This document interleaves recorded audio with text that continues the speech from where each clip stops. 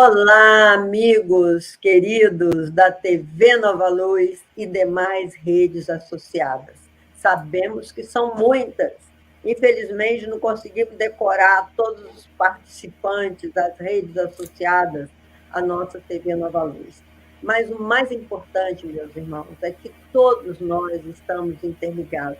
Interessante a gente pensar isso, que são muitos os anônimos que entram dentro do nosso programa, que a gente nem imagina onde estão e quem são.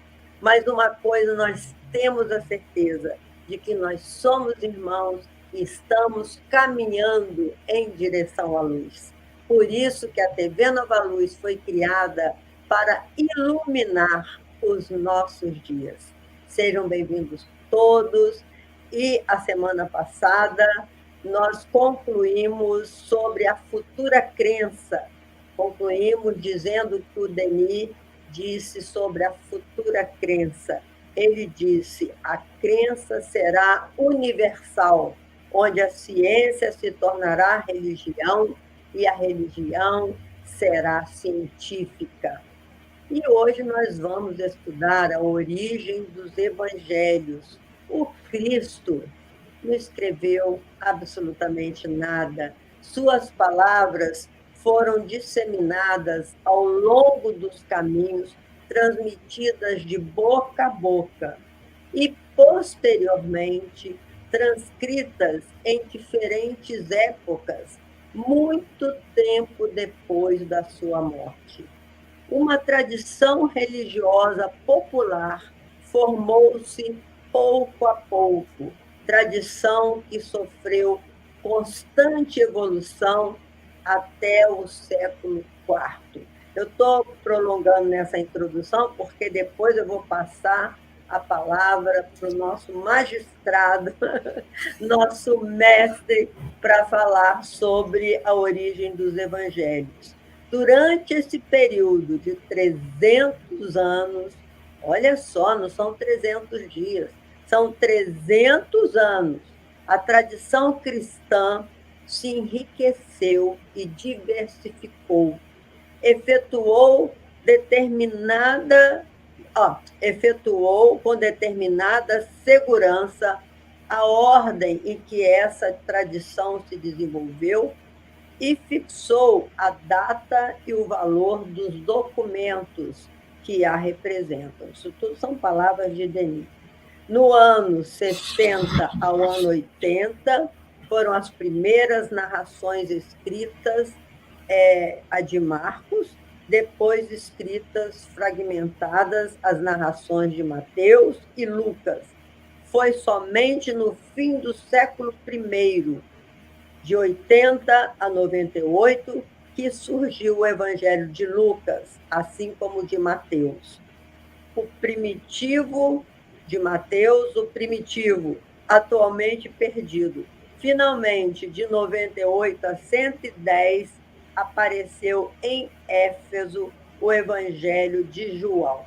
Então, aí agora nós vamos começar uma verdadeira aula com o Ricardo, que ele vai nos dar uma aula, preparou uns quadros para que a gente entenda bem a origem dos evangelhos e todas essas datas que, resumidamente, introduziu. Vamos lá, Ricardo. Bom, gente, bem-vindo todos vocês. Obrigado pela presença de todos. Se inscrevam no nosso canal, participem da TV Nova Luz, participem nesse nosso estudo, que ele é bastante interessante, porque nós vamos estudar aquilo que muitos historiadores chamam de paleoespiritismo.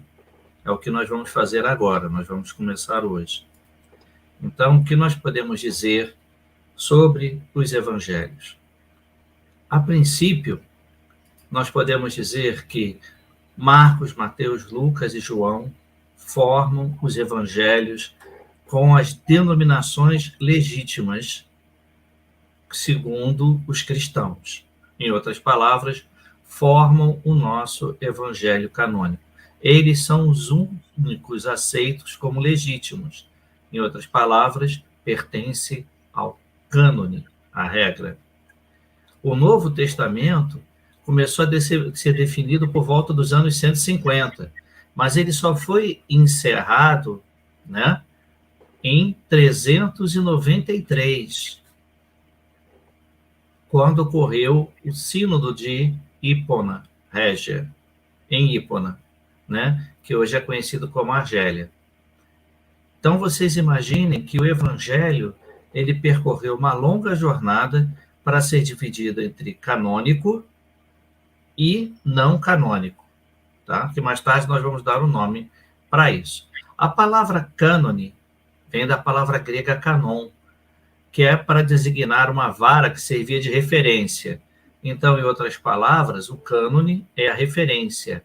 Ele adquiriu na nossa língua portuguesa a palavra regra, mas, na verdade, ele é a referência. Então, nós temos outro grupo, que é muito grande, de evangelhos que não são considerados a regra. Mas por que eles não são considerados a regra? Em cristianismo, espiritismo, nós vamos ver que haviam grupos de interesse e pressão que fizeram surgissem os evangelhos canônicos.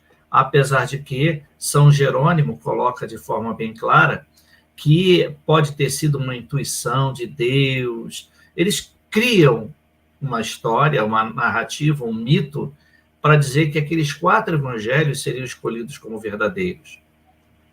Em outras palavras, existem até uma história que diz que aconteceu algo durante a noite, que os evangelhos todos que eles estavam estudando caíram no chão e só 4 ficaram à mesa. Na verdade, a história, né, mitológica difere da realidade. Haviam 4 grandes grupos, inclusive um nós discutiremos aqui, que fez que entrasse o Evangelho de João. Então, nós vamos ver que o termo apócrifo significa anônimo, escondido, e eles foram retirados, foram todos vedados no primeiro concílio de Nicéia, muito próximo desse último concílio de Hipona. Então, chega no concílio de Nicéia, né, um encontro papal de Nicéia, que foi exigido por Constantino, o rei Constantino, e ali eles definem quais seriam os evangelhos que eles considerariam principais e quais eles considerariam apócrifos. Então, deveriam ser escondidos. Por quê? Porque esses evangelhos diferiam dos textos contidos nos grandes grupos. Essas diferenças, e por haverem muitos trechos que quebravam a hierarquia que estava sendo construída, passou-se, então, a se chamar evangelhos apócrifos, como de Tomé, de Filipe, de Maria de Magdala, de Pedro e tantos outros. E aqui nós vamos entender que os evangelhos canônicos se dividem em 2 grupos. Então, a coisa começa a se complicar. Eles se dividem em evangelhos sinóticos ou sinópticos e um evangelho não sinóptico, que é o de João. Então, nós temos 3 evangelhos, que é o de Marcos, Mateus e Lucas, que têm histórias em comum. E muitas vezes na mesma sequência, utilizando as mesmas palavras. E esse paralelismo dos evangelhos os tornam evangelhos sinóticos. Ok? Finalmente, nós temos o último, que é o Evangelho de João, que não faz parte desse grupo de evangelhos sinóticos.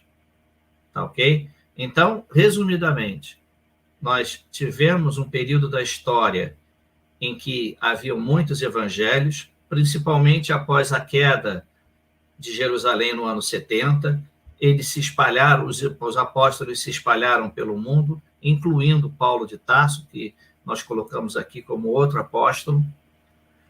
Desse afastamento surgiram novos evangelhos, muitos deles influenciados pelo judaísmo ou por outras crenças, E, no final, a Igreja, ao se consolidar como um poder do Estado romano, à época, vamos respeitar a história como ela nos descreve, ela se tornando um elemento de poder, isso faz com que é preciso se criar uma norma, é preciso se criar uma regra. E Constantino exigiu essa regra. E, a partir daí, outros sincretismos religiosos vão surgindo e o evangelho sai de um status judaico-cristão e passa a ter uma característica mais universal, pois a universalidade precisa que haja múltiplos pensamentos, precisa que haja múltiplas ideias dentro da história.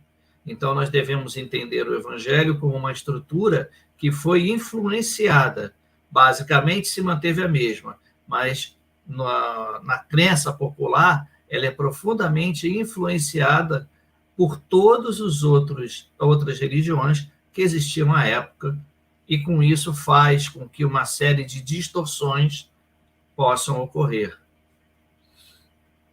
Bom, Leila, fica aqui essa primeira discussãozinha sobre como surgiram os evangelhos.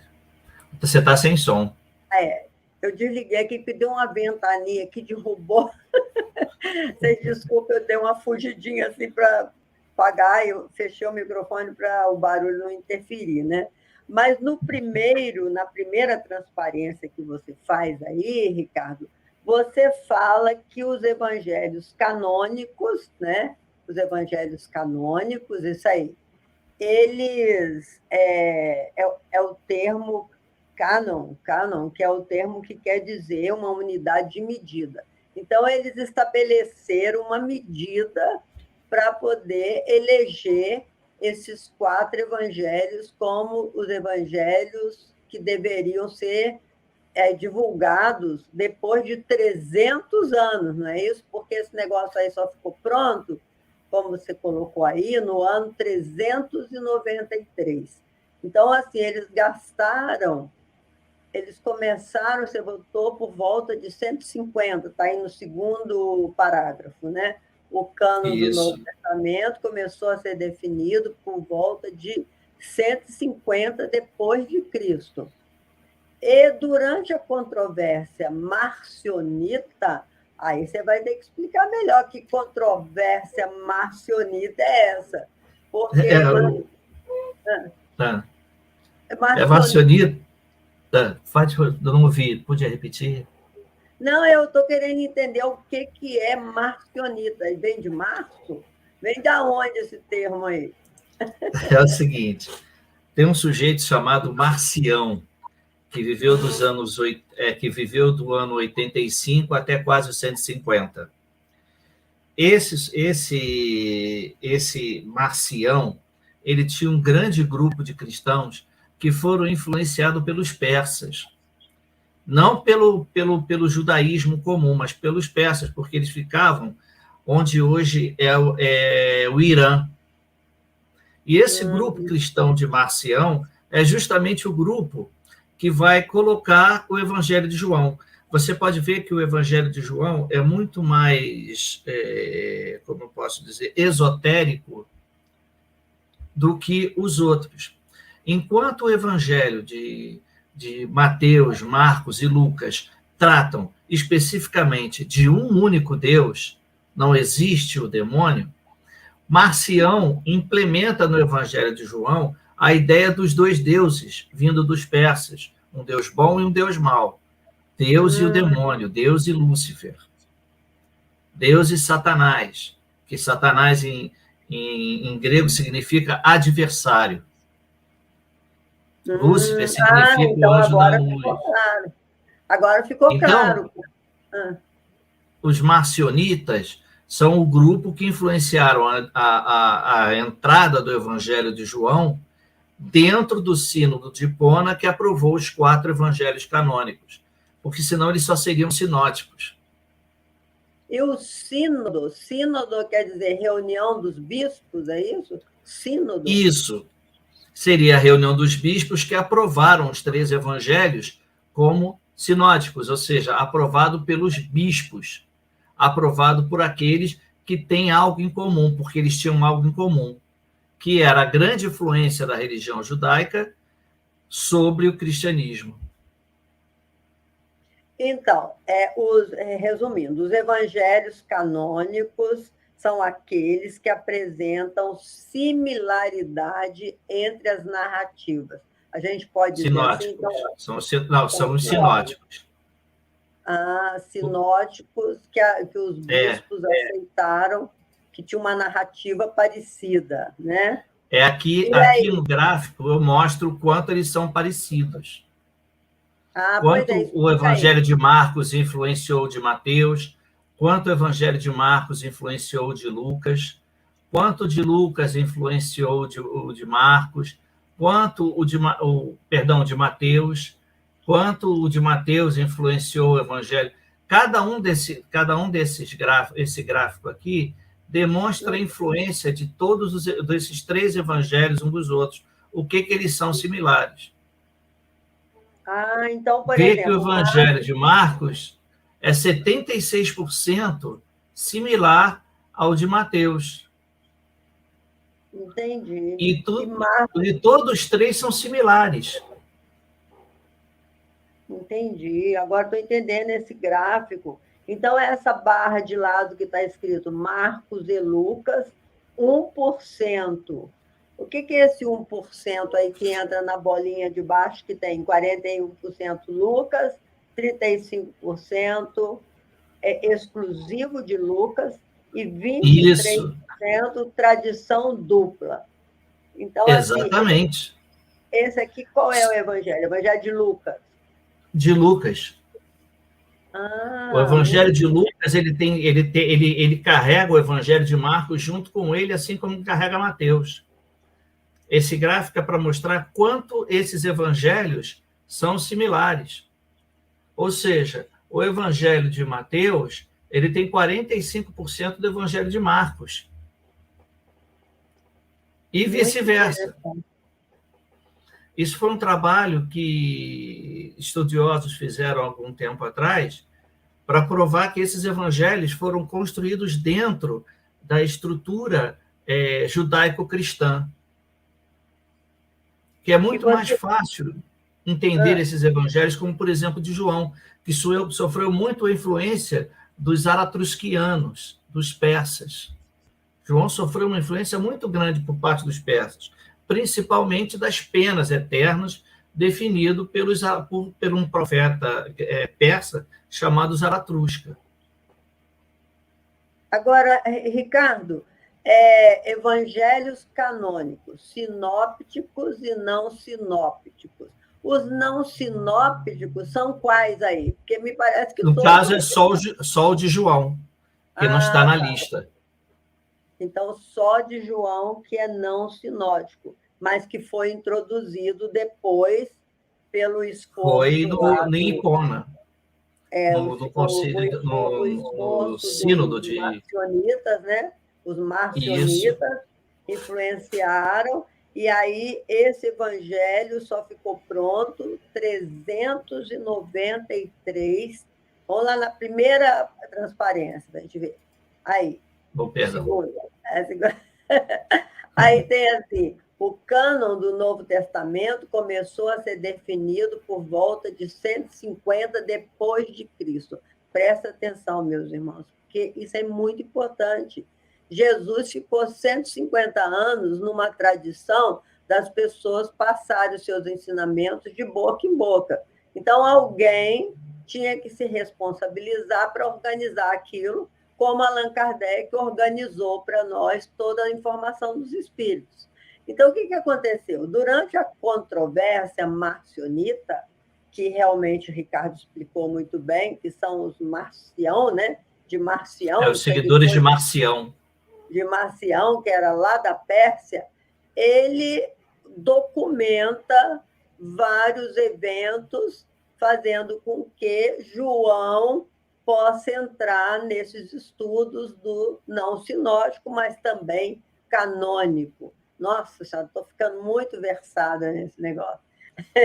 E aí, olha só, aí diz o Ricardo, e aparece documentado pela primeira vez na forma atual em 367 depois de Cristo, em uma carta de Atanásio, bispo de Alexandria. Então, ele já aparece assim, naquele formato de canônicos, 367. E quando chegou o terceiro sínodo de Cartago, ou Cartago, não sei, quando chegou essa reunião de bispos aí, eles ratificaram o cânon e colocaram o Evangelho de João, ficando tudo pronto em 393, em Hipona, onde hoje é a Argélia. É assim, Ricardo? Nós estamos explicando direito? Sim, estamos sim. Apesar de que há muita controvérsia nessas histórias, porque são histórias muito antigas, né, é uma documentação, a principal novidade, né, descrita pelo Evangelho foi o formato de códex, ou seja, o formato de livro. Deixa eu botar aqui, formato de livro. Porque o cristão podia ler, por exemplo, Mateus e ver a referência de Mateus e Marcos. Aí ele ia até Marcos, deixava o dedo, e até Marcos ele lia Marcos. Aí ele voltava para o Evangelho de Mateus com um dedo. Então, até então, todos os livros eram feitos na forma de cilindros. Todo o material escrito era em cilindro. Quem criou um modelo de livro, né, que eles chamam de códex, foram os cristãos. Então, o que acontecia? Quando você queria ler o Evangelho sinótico, ele já tinha todas as referências. Mateus, vide também Marcos, não sei quanto, não sei quanto. Vide Lucas, não sei quanto, não sei quanto. É verdade, então, é verdade. A pessoa podia navegar por dentro do códex, né, do códex cristão, com muita velocidade. E aí foi que foram criados os primeiros livros. Códex cristão. Código. Código. Ah, então dentro do código cristão. Dentro do código cristão. Muito bom. Aí tem uma pergunta aqui que eu escrevi, eu nem sei porque é onde eu li, mas assim, o que tem a ver os primeiros evangelhos com a ruína de Jerusalém no ano 70? Porque nos anos 70, Jerusalém foi todo destruído. Quer dizer, olha... Caiu cada pedra lá do templo, que não é mole, não. Tem até hoje pedra caída por tudo quanto é lado. O que acontece é que, até então, os evangélicos, os evangelistas, podemos chamar assim, né, eles ficavam em um local chamado Caminho, ou a Casa do Caminho, que também é descrito por Emmanuel no livro... no livro Paulo e Estevão. Isso, Emmanuel no livro Paulo e Estevão. O que acontecia? Eles estavam todos juntos em um único local. E eles pregavam perto do templo de Jerusalém. Então, era simples, eles saírem do caminho, que era uma casa de assistência, uma casa de caridade, iam até o templo e faziam suas pregações. Eles já passavam a ser, digamos assim, suportados, porque o grupo do Sinédrio, que era mais radical, havia saído do poder. Então, eles podiam pregar ali no templo, que não ia acontecer nada com eles. Eles eram aceitos ali. Por isso, tamanha foi a influência judaica nesse grupo, que foi quebrada com Paulo de Tarso, quando ele entra num acordo com Pedro, dizendo que os gentios não precisavam ser circuncisados para serem cristãos. Também no livro Paulo e Estevão, mas também descrito em Atos dos Apóstolos. Só que em Atos dos Apóstolos não descreve que os gentios pagaram a Casa do Caminho. A Casa do Caminho não tinha recursos. E eles estavam passando por uma crise muito grande, uma crise financeira muito grande. Então, os gentios pagaram a Casa do Caminho para que eles não fossem circuncisados. Então, o cristianismo criou a sua primeira regra. Não era mais necessária a circuncisão. Porque até então, para Mateus, Mateus e Pedro, era importantíssimo a circuncisão para ser cristão também, ou seja, uma forte influência judeus, né? da religião judaica. E Agora, com Paulo isso acabou. Os evangelhos foram escritos em aramaico ou em grego? Porque eu vi um filme na época de Jesus que os judeus falavam grego. Agora a gente fica sem saber. Era escrito em aramaico, que era a língua lá, sei lá, dos judeus, ou era o grego? Eu estou fazendo aqui uma pesquisa num livro chamado Cristianismos e Judaísmos, porque tiveram vários cristianismos e vários judaísmos. Os essênios, os saduceus, mesmo os cristãos, nós temos os gnósticos, nós temos os que eram do Egito, nós temos os que seguiam o da Pérsia, do Marcionita. Então, a gente tem diversos cristianismos paleontológicos, podemos chamar assim, ou paleocristianismo. O que aconteceu foi que, quando Jerusalém rui, ou seja, aquela estrutura toda acaba, a Casa do Caminho, que era um local centralizado, eles tiveram que se dispersar. Cada apóstolo seguiu o seu caminho, fazendo com que isso o cristianismo se espalhasse também. Nós devemos entender que a atitude romana foi cruel? Foi. Ela destruiu uma cidade, matou muita gente? Matou. Mas foi a oportunidade que o cristianismo teve de se espalhar além de Paulo de Tarso. Porque até então, quem fazia toda a comunicação do que era o cristianismo era Paulo. Eles nem eram conhecidos como cristãos, eles eram conhecidos como homens do caminho. Foi Paulo que introduziu a palavra cristão. Muito interessante esse relato. E Denis fala aqui no seu livro que todos os apóstolos, depois dessa derrocada de Jerusalém, já haviam morrido, com exceção de Filipe e João, que eram os mais jovens, né, eu acho. Então, como que essa mensagem foi passada de boca em boca até por discípulos dos discípulos, né? Foi, assim, um trabalho fantástico que a humanidade recebeu desses homens. Alguns dizem que quem ditou o Evangelho de Lucas foi Pedro. Marcos se preocupou muito com as curas, porque ele era médico. Então, o que chamou mais atenção a Marcos foram as curas. E todos esses esses apóstolos, né, morreram de forma muito curiosa. Filipe, a história dele é meio confusa, né? Dizem que ele morreu de velhice quando ele foi para a Ásia, levar o cristianismo para a Ásia. Né? Ele não sabe se ele morreu ou de causas naturais, ou então que ele morreu assassinado. Filipe é uma história muito confusa, mas ele se saiu dali e foi para a Ásia, foi na direção da Ásia. E quanto a João, bom, o João, segundo diz a história, ele morreu com 100 anos, mas há uma controvérsia nisso tudo aí, que alegam que João morreu em Éfeso. E ele também escreveu o livro O Apocalipse. Na ilha de Patmos, né? Na ilha de Patmos. Mas, e ele teria morrido com mais de 100 anos. Mas hoje se acredita que o João, de Patmos, era um discípulo de João. Tá, tem a ver, né? Pode ser também, né? Ficaria mais claro, porque a expectativa de vida naquela época era muito pequena. Então, se nós formos olhar, nós devemos olhar a história do cristianismo sobre dois lados. A princípio, são múltiplos, mas vamos olhar por dois.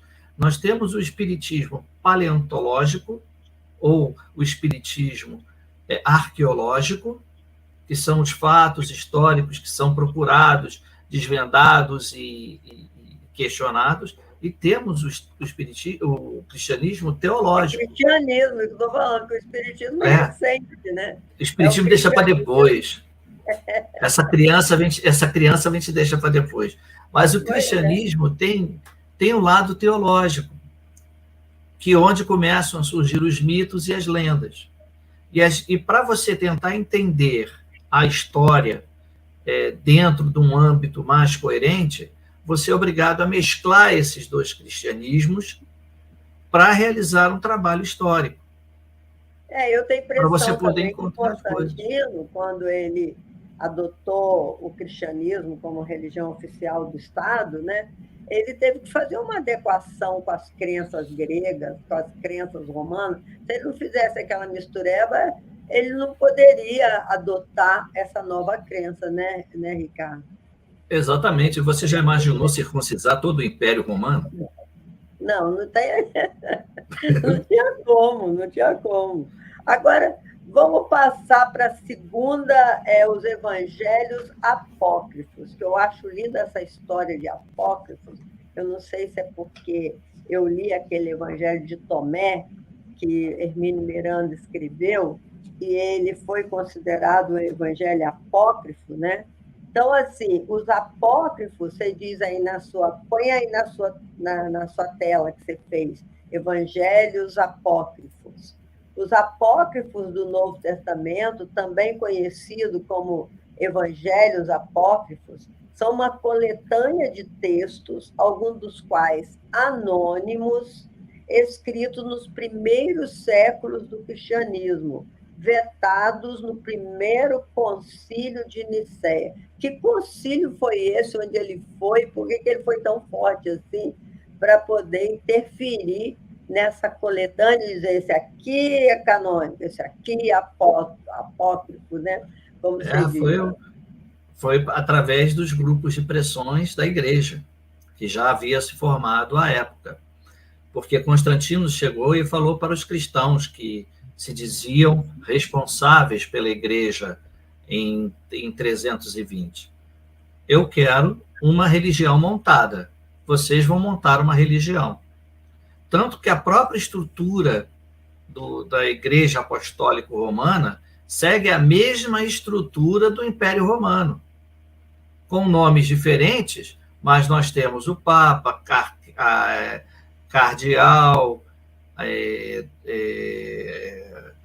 bispos, arcebispos. Cardeal, arcebispo, vai ter uma hierarquia enorme, né? Essa hierarquia, se nós formos comparar com a hierarquia romana, é muito similar. Ou seja, já houve aí um processo de sincretismo estrutural. Aí o nosso querido Constantino, para criar a história do cristianismo, envia sua mãe para Jerusalém para criar os lugares sagrados e construir ali templos, que depois se chamaram igrejas e congregações. A mãe dele segue para Jerusalém, traz uma série de materiais que viraram relíquias, e aí passa, não Jerusalém a ser o centro do cristianismo onde Cristo viveu, passa a ser Roma. Roma era o centro do cristianismo. E mais tarde, Constantinopla, com a Igreja Ortodoxa. Mas ambas essas igrejas compartilham de similaridades. O que aconteceu com o cristianismo foi isso. E aí, para organizar a coisa toda, foi construído um concílio, um encontro, para dizer assim, que livros nós devemos seguir, como nós vamos seguir o cristianismo. Aí, Gregório, o Grande, que foi o único papa que teve o título O Grande, chega para Jerônimo e diz assim, olha, resolve esse problema. E Jerônimo se reúne com uma série de bispos e começa a realizar os estudos para determinar que evangelhos seriam apócrifos e outros não. E a questão de ser 4, muitas teorias foram criadas, porque 4 eram os pontos cardeais, 4 era uma base perfeita, 4 era o número recomendado por Deus, nada disso. Foi porque existiam 4 grupos gigantes controlando que seguiam os 4 evangelhos principais, e todos os outros eram grupos pequenos. Interessante. E aí esses grupos pequenos foram descartados porque eles não conseguiam entender de onde eles tinham essas histórias, porque normalmente eram histórias verbais. Mas descobriu-se que não era tão verbal assim. Muitos deles não eram nem verbais, eram musicais. O evangelho era cantado, que era muito mais fácil entender uma passagem do Cristo cantada do que de escrita.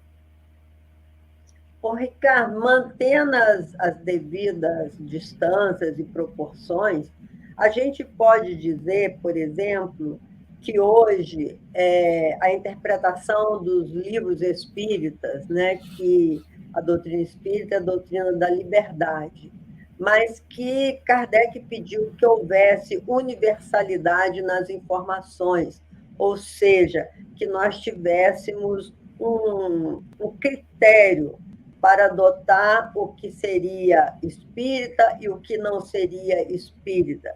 Mantendo as devidas proporções, eu fico imaginando o trabalho enorme que foi, então, de Santo Agostinho, São Jerônimo, São Tomás de Aquino, todos esses pais da igreja, para conseguir um consenso e dizer, não, o cristianismo é isso que está aqui. O resto, tudo que estão dizendo, deixa à margem. Seria, assim, então, apócrifos. É mais ou menos isso? Se fosse isso, seria bom. Mas essa questão de divisão dos evangelhos gerou uma enorme perseguição. Se nós, como espíritas, né, podemos dizer assim, nós somos universalistas, nós tentamos entender tudo que está à nossa volta, o cristianismo primitivo, né, ele agiu no sentido oposto, ou seja, verdade é o que está aqui, o que não está nesses 4 evangelhos é tudo equívoco. Então, vamos terminar com eles. E quiseram queimar todos os livros apócrifos, destruir as igrejas, perseguir aqueles que seguiam os livros. Em outras palavras, foi algo tão terrível quanto foi a queima dos cristãos durante o Império Romano. Que coisa! Eu tinha um amigo judeu, eu tinha porque ele desencarnou já. Foi um acidente assim, horrível com o barco dele, ele desencarnou jovem. Mas eu ficava questionando ele. Você é judeu e você não acredita que Jesus foi o Messias? Ele falou, olha, Leila, tem escrito sobre a vida de Jesus, do que eu já li, mais de 100 livros da época, muito mais do que isso, disse ele. E cada um conta a história desse Jesus de forma muito diferente. Então, eu não posso acreditar isso, que Jesus realmente não foi montada a história dele para um grupo de domínio, ele falava assim. E por isso eu não posso aceitar esse grupo que domina a fé, porque foi tudo organizado, porque eles rejeitaram todas as outras histórias. Aí ele me contou algumas histórias que ele leu, que Jesus era realmente filho de Maria, não era filho de José, porque ela teve uma experiência sexual antes dele, e tem várias histórias circulando em torno da vida de Jesus, de vários livros publicados, e que não tem nada a ver com essa santidade, essa aura de santidade que colocaram em torno dos personagens. Aí, mas eu falava, mas você não tem que se ater à vida dele, você tem que se ater ao ensinamento que ele trouxe. O ensinamento é maravilhoso, não há como questionar o ensinamento que Jesus trouxe. Quando a gente tenta questionar, a gente sempre vê a atualidade do ensinamento do Cristo. Mas é isso, a pergunta então, a pergunta que não quer calar, né? Os evangelhos apócrifos não foram de inspiração divina? É isso que a conclusão que a gente chega ou não? Todos foram de intuição divina, como foi o Livro dos Espíritos, o Livro dos Médiuns, como foram os livros de Chico Xavier, de Divaldo Pereira Franco, de Amália Domingos Soller, de Ivone Pereira. Todos eles foram influenciados por espíritos amigos vindos de Deus.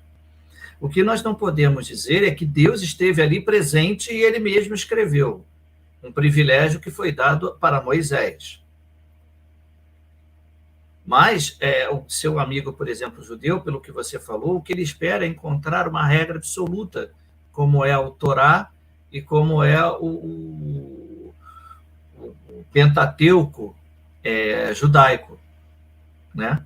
Quando nós vamos ler o Antigo Testamento, hoje nós sabemos que o texto é o mesmo em função dos pergaminhos do Mar Morto, que os trechos são tão idênticos que pode-se dizer que é o mesmo livro desde a época de Daniel, do apóstolo Daniel, do profeta Daniel. Então, o que significa isso? O judeu espera uma estabilidade, uma coerência, uma universalidade. Ao colocar essa história, por exemplo, de Maria, o que pode ter acontecido é que José se casou com Maria e tiveram Jesus, ponto. Não foi um caso extraconjugal, uma história, porque havia necessidade dos romanos de que Maria fosse Ísis. Em outras palavras, Ísis, ainda virgem, deu origem a Horus. Então era necessário, quando houve esse sincretismo religioso, sincretismo que não aconteceu na religião judaica, porque eles sempre foram extremamente exclusivistas nos seus princípios, o que não está errado. É um princípio que sempre seguiu a religião judaica. Eles são uma estrutura fechada. E uma estrutura que mudou, poucas coisas no decorrer de todos esses séculos. É muito linda a história dos judeus, né?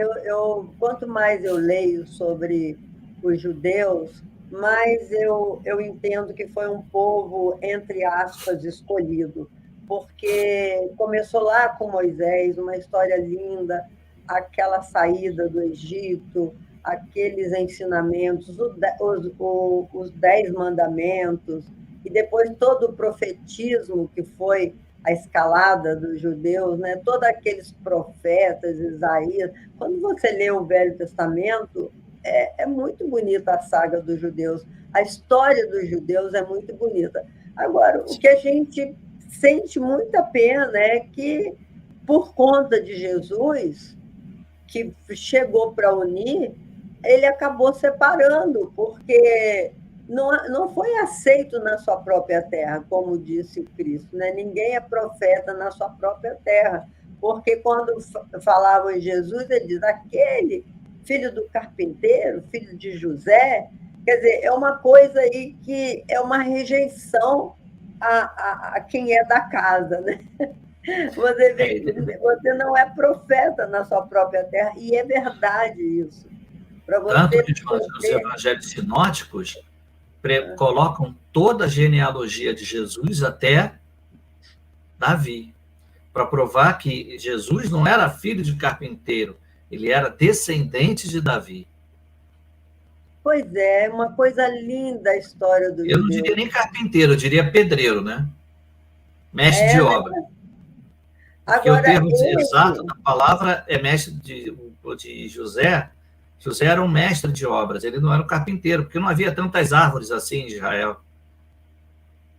Então, e eu acho até que podia chamar de padeiro também, porque eu li um livro, Jesus, esse grande desconhecido, até de um jornalista do Vaticano, chama João Arias, em que ele fala que a Santa Ceia foi uma poesia agrária, no momento que Jesus sabia fazer muito bem o pão e o vinho. Quando ele foi chamado nas bodas de Canaã para ele dar uma ajuda, que o vinho tinha acabado, ele foi lá e não fez nenhum milagre, ele sabia realizar um pão e vinho. Então, ele fez ali para mostrar que ele também tinha esse conhecimento, né? É muito lindo, meus irmãos. Nosso tempo acabou, mas nós vamos dar continuidade a esses estudos.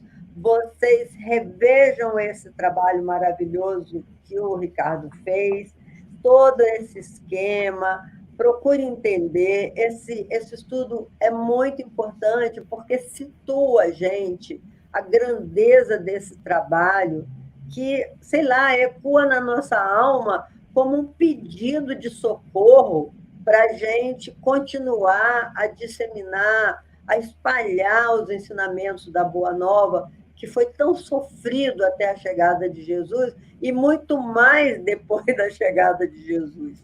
Então, é para aumentar a responsabilidade da gente e o amor pelo trabalho desse mestre.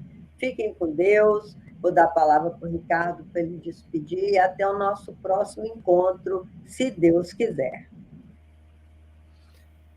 Leila, muito obrigado pela oportunidade de dividirmos nossas pequenas pesquisas, né?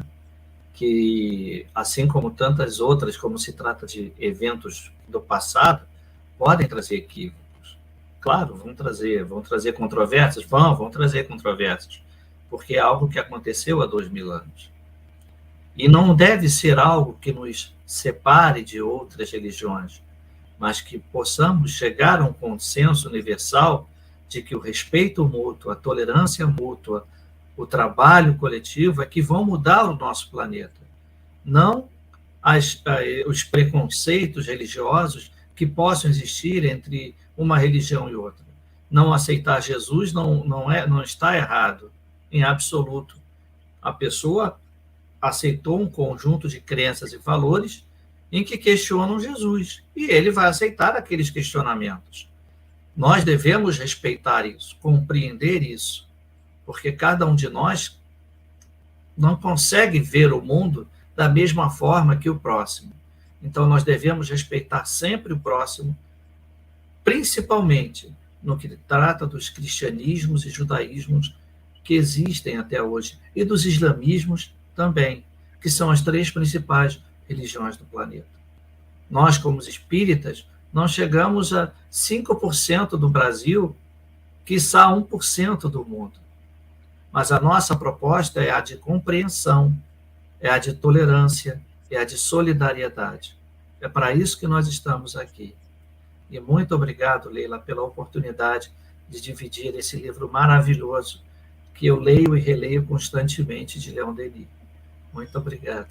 Nós que agradecemos, imagina. Até a próxima, se Deus quiser. Se Deus quiser, gente. Até logo.